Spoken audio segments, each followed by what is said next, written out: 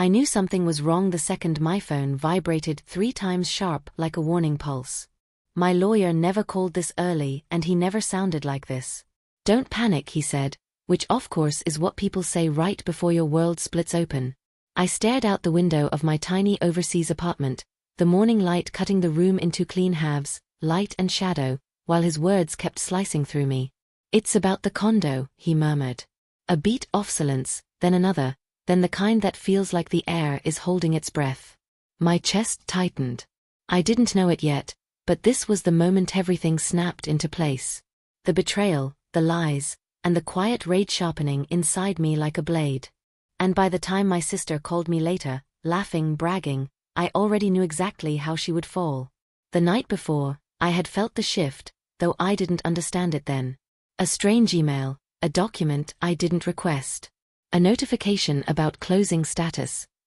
Closing what? When I confronted my lawyer, he didn't speak at first. He just stared at the papers like they were a puzzle someone had forced the wrong pieces into. When he finally looked at me, his expression was unreadable. "Something's off," he said. That was the first crack. A quiet one, but enough to let the dread seep through. My sister and I weren't always like this. There was a time she used to braid my hair and whisper that we were a team, that blood meant loyalty, that Grandma's condo would someday be ours to protect. She cried with me at the funeral, held my hand, promised she'd watch over things while I was overseas finishing my contract. But promises like hers rot quietly before they break loud. It started small, delayed replies, excuses about being busy, the property manager mixing things up. Then her sudden interest in paperwork she never cared about before. I felt the shift. I just didn't want to believe it. The evidence came to me piece by piece, like clues left on a table after a rushed escape. A missing key, a changed mailing address, a recorded conversation she didn't know was forwarded to me.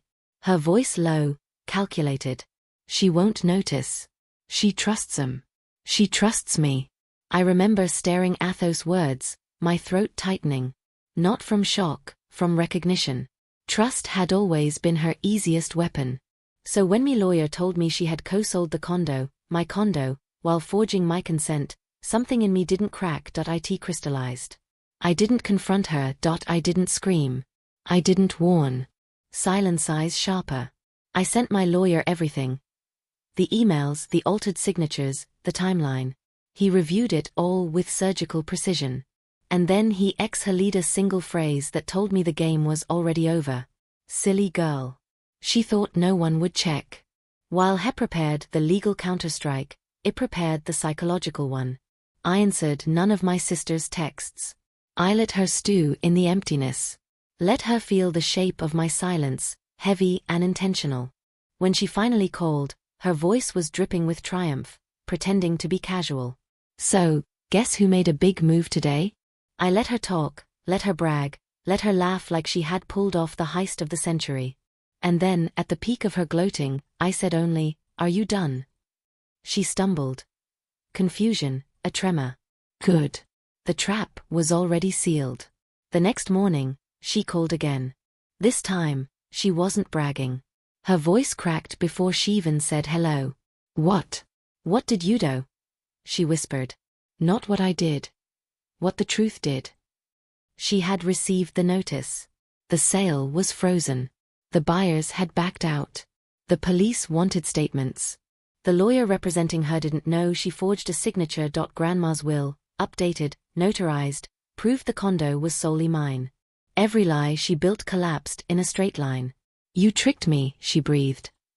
"No," I said calmly. "You exposed yourself." I just turned on the lights.